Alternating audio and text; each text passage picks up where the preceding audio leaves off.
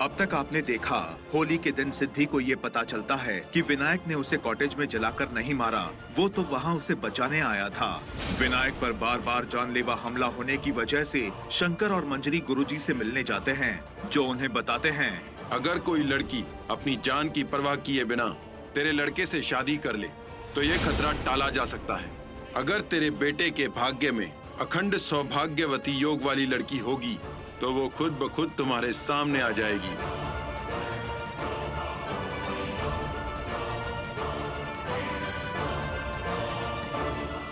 अब आगे।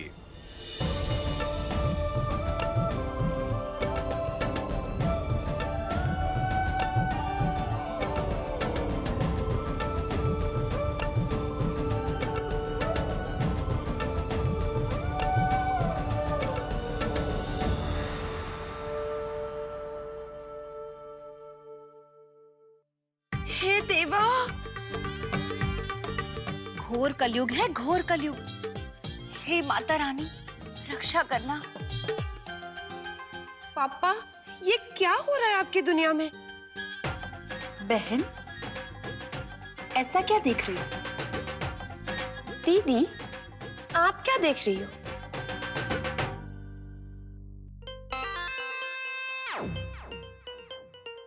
ये था 440 वॉट का झटका। तुम्हें कैसे भी करके विन को यहाँ लेकर आना है, बाकी सब कुछ मैं संभाल लूंगा। जैसे ही मैं तुम्हें इशारा करूं, तुम उस आदमी पे सांप को छोड़ देना।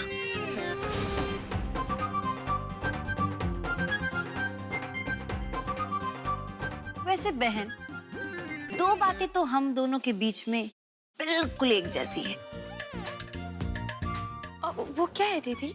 पहली ये कि हम दोनों के पति एकदम नाकारा और निकम्मे हैं, और दूसरा ये कि हम दोनों की जिंदगी का एक ही मकसद है, विन की मौत।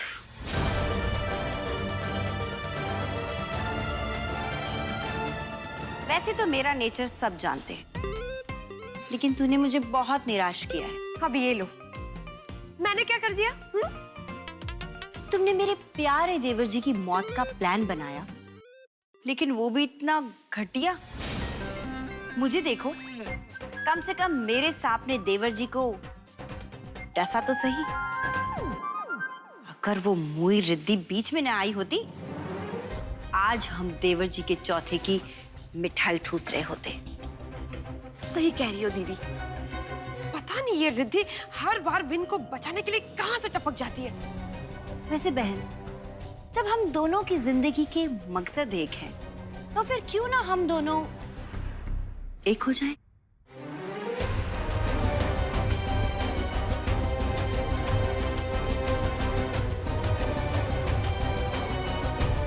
डील?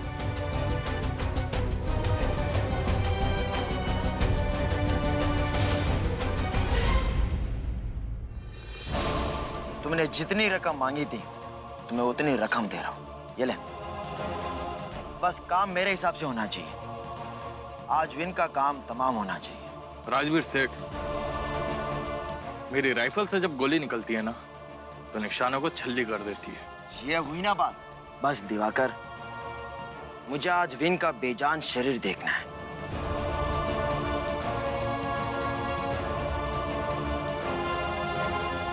बस आज वो दिन आ गया है कि विन की दिल की धड़कन बंद हो जाए।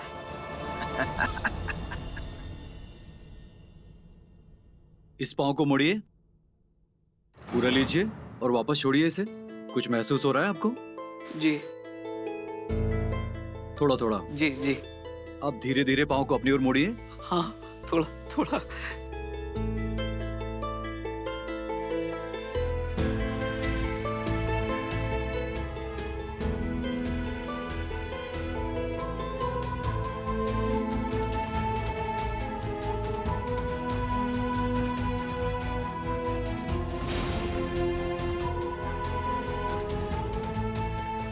डॉक्टर साहब, आजकल ना इनके पैरों में थोड़ी थोड़ी जान आ रही है।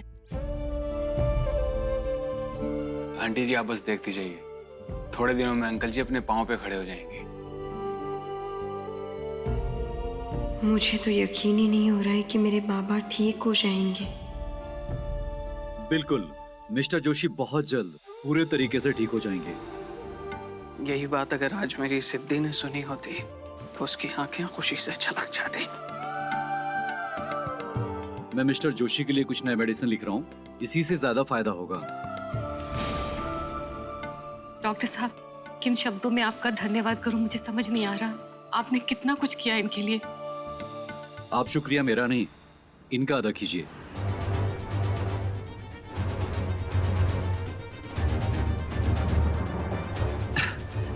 एक्चुअली मेरे कहने का मतलब ये है कि आप शुक्रिया उस संस्था का अदा कीजिए जिन्होंने मिस्टर जोशी का केस मेरे पास स्टडी करने के लिए रेफर किया था।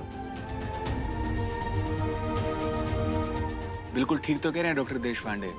अगर सिद्धि ने जीवन ज्योति एनजीओ में केस रजिस्टर नहीं करवाया होता तो वो फाइल इनके पास कैसे आती और फिर अंकल जी का इलाज कैसे करते। ये दवाएं आपको मेडिसिन काउंटर से मिल जाएंगी। धन्यवाद डॉक्टर साहब। Thank you.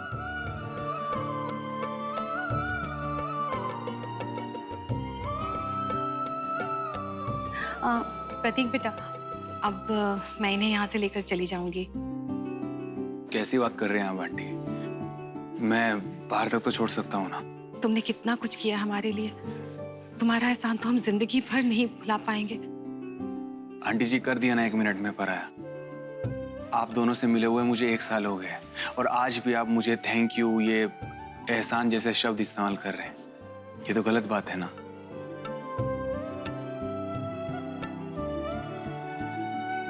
वीनू, जो तुमने हमारे लिए, मेरे परिवार के लिए किया, उसके लिए थैंक यू जैसा शब्द बहुत छोटा है। मैं टैक्सी बुला लेता हूँ। हेलो, बाहर ले आओ टैक्सी। जी हमारे हैं। अच्छा तो हम निकलते हैं। जी।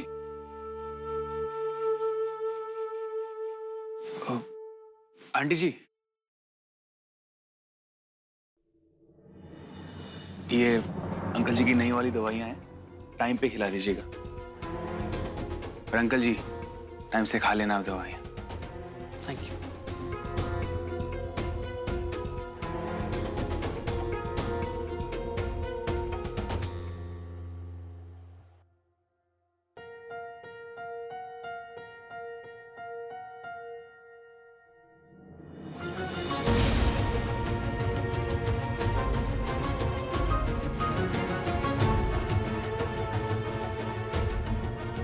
वीनू की गाड़ी की चाबियां।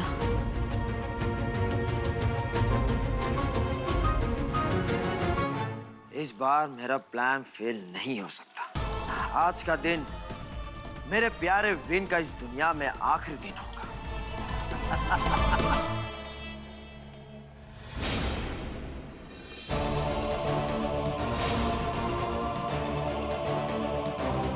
प्रतीक की ड्यूटी खत्म। अच्छा हुआ मिस सेना मेरे साथ नहीं थी, नहीं तो मुझे यहां भी पकड़ लेती। चील की तरह नजरें हैं उनकी।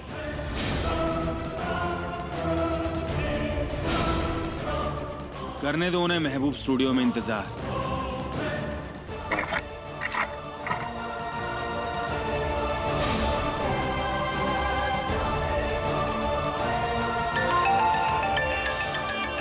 क्या सिचुएशन है दिवाकर? राजवीर सेठ, आपका शिकार अब आखिरी सांसें गिन रहा है। फोन चालू रखना। मुझे मेरे प्यारे विन की चीखें सुनाई देनी चाहिए।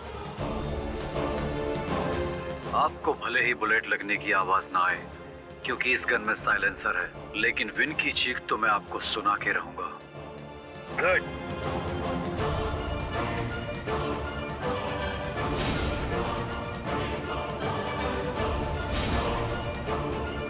राजवीर सेठ, बस अब अलविदा मिस्टर कुंद्रा, बाय बाय।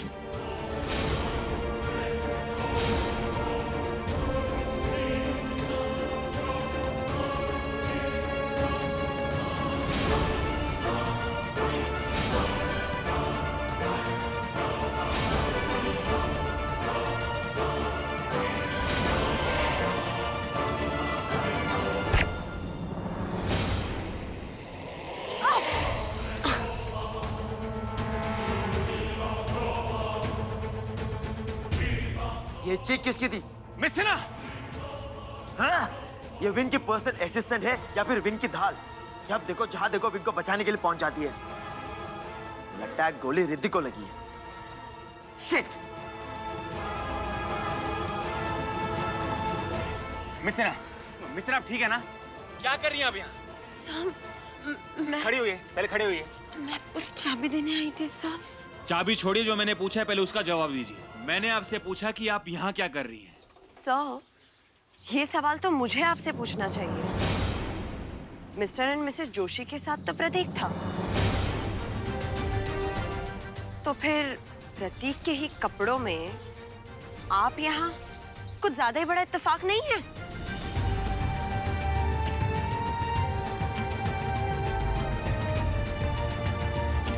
वैसे मुझे पता है कि प्रतीक ही विन कुंद्रा है। हाँ।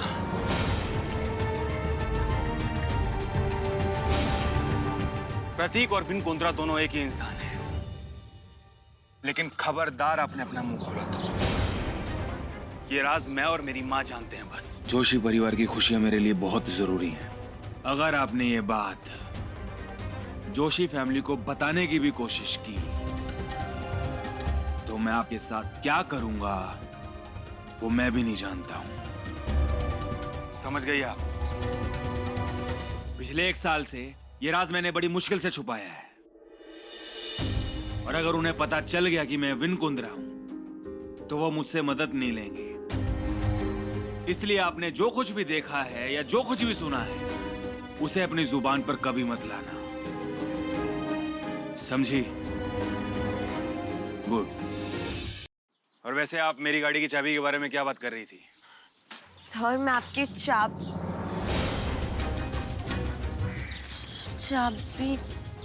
तो टूट गई। चाबी टूट गई? मिस सेना, एक बात बताइए, आप ऐसे असंभव काम कर कैसे लेती हैं? नहीं, कल को आपको भूख लगेगी तो शायद आप मेरी गाड़ी भी चबा जाए। सर, मेरा यकीन कीजिए सर, मैं आपको चाबी देने आई थी। सर, मुझे जोर से झटका लगा, मैं गिर गई और ये चाबी। एक मिनट। आपके पास मेरी गाड़ी की चाबी कहाँ से आई? सर, आप हॉस्पिटल में थे और आपके जेब से गिर गई तो मैंने उठा ली। और ओ मैडम, मैंने आपको महबूब स्टूडियो जाने के लिए कहा था ना,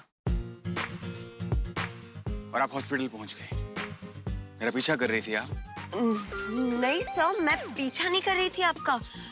वो मैं महबूब स्टूडियो आने के लिए निकली थी, but mister and Mrs Joshi के से जब मैं निकली तो अचानक से मेरी तबीयत खराब हो गई। फिर मैंने सोचा कि मैं डॉक्टर के पास जाती हूँ, और फिर मैंने सोचा कि मैं उसी हॉस्पिटल में जाती हूँ जिसमें आप लोग गए, और फिर मैंने एक मिनट मिस सेना, आप ना सोचा मत कीजिए, और मेरे बारे में तो बिल्कुल भी नहीं। समझ में आई आपको बात?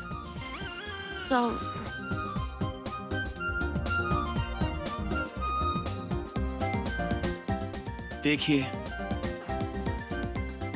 टायर भी पंचर हो गया, मुझे टैक्सी से जाना सर, आप पड़ेगा। यही रुकिए, मैं आपके लिए टैक्सी रोकती हूँ। एक सेकंड मिस सेना, आप ना बस अपने खुराफाती दिमाग को रोकिए, टैक्सी में रोक लूंगा। हेलो मनवीर भैया, हाँ वो मेरी गाड़ी की चाबी टूट गई है और टायर भी पंचर हो गया है, तो आप काम कीजिए, ड्राइवर को भेज दीजिए दूसरी चाबी लेके, वो गाड़ी ले जाएगा। हाँ मैं आपको लोकेशन भेजता हूँ, ठीक है।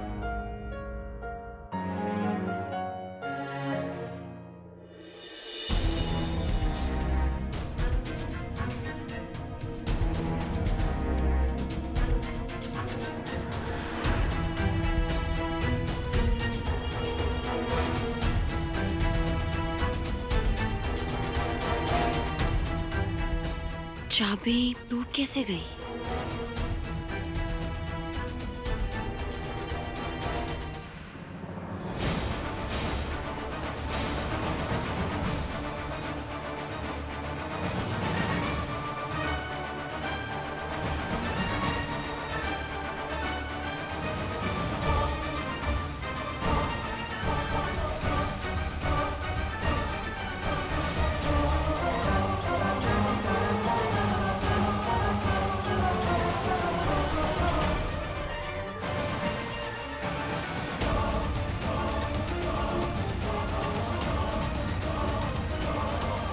ये गोली तो अभी भी गर्म है। इसका मतलब किसी ने अभी अभी फायर किया है। लेकिन कौन किसे मारना चाहता था?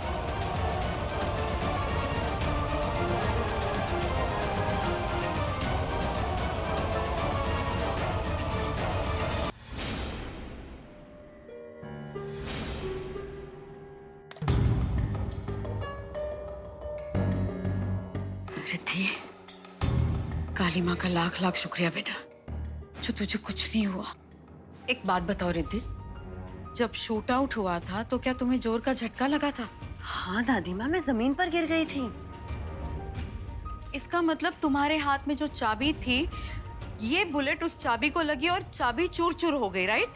हाँ दादी माँ, पर कोई बुलेट से चाबी पर वार क्यों करना चाहेगा?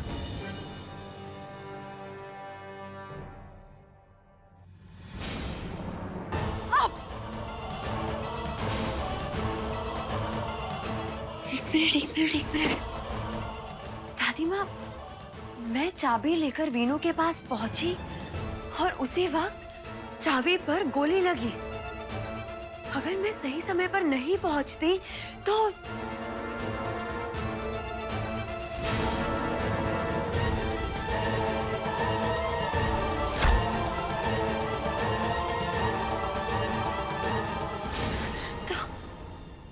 दादी माँ, विनायक को गोली लग जाती। आप समझ रही हैं? इसका मतलब उसकी जान खतरे में है। कोई उसे मारना चाहता है दादी माँ। लेकिन कौन मारना चाहता है रिद्धि? कौन है जो विनायक पर जानलेवा हमला कर रहा है? मैं नहीं जानती। तुम्हें याद है रिद्धि, कल जब मिस्टर शंकर कुंद्रा हमारे घर आए थे अपने बॉडीगार्ड के साथ, तो उन्होंने विनायक को कहा था कि तुम्हारी जान को खतरा है, तुम्हें कहीं भी अकेले नहीं जाना चाहिए। याद है तुम्हें?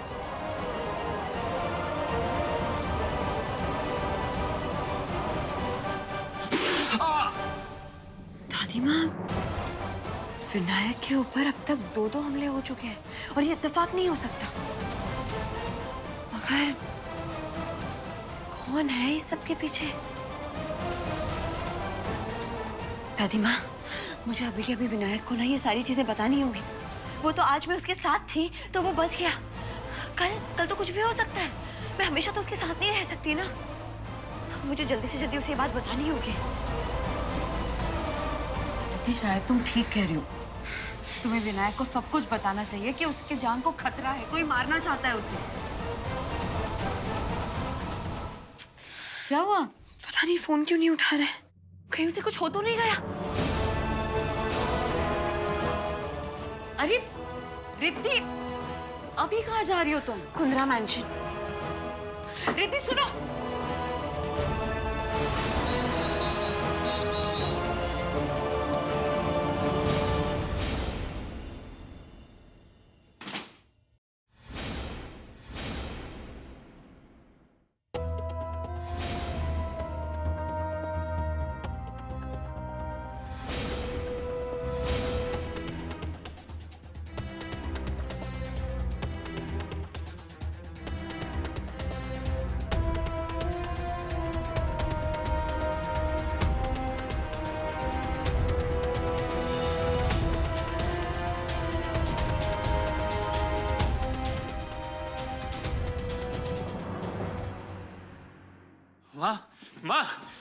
माँ ये क्या कर रही हैं आप?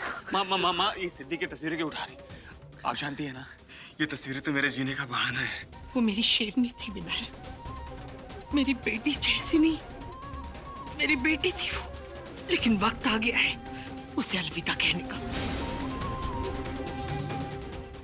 नहीं माँ, उसे खोने की कसक हम दोनों के दिलों में हमेशा हमेशा रहेगी। लेकिन अब जिंदगी में आगे बढ़ना होगा। माँ नहीं, माँ नहीं, माँ छोड़ो।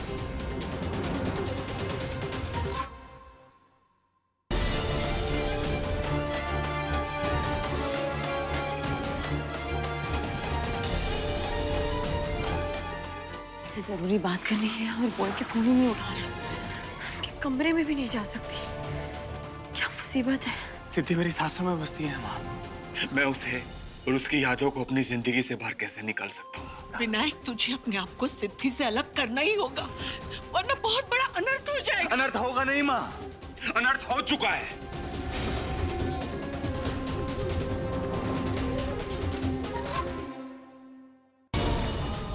मुझे जल्दी से जल्दी वीनू से बात करनी है, उसे बताना है कि उसकी जान को खतरा है, और वो है कि फोन ही नहीं उठा रहा है। सुन, इधर आ, यहाँ यहाँ बैठ, मेरी बात सुन। गुरुजी के अनुसार तुझ पे आए हुए संकट का एक ही उपाय है, और वो है तेरी शादी।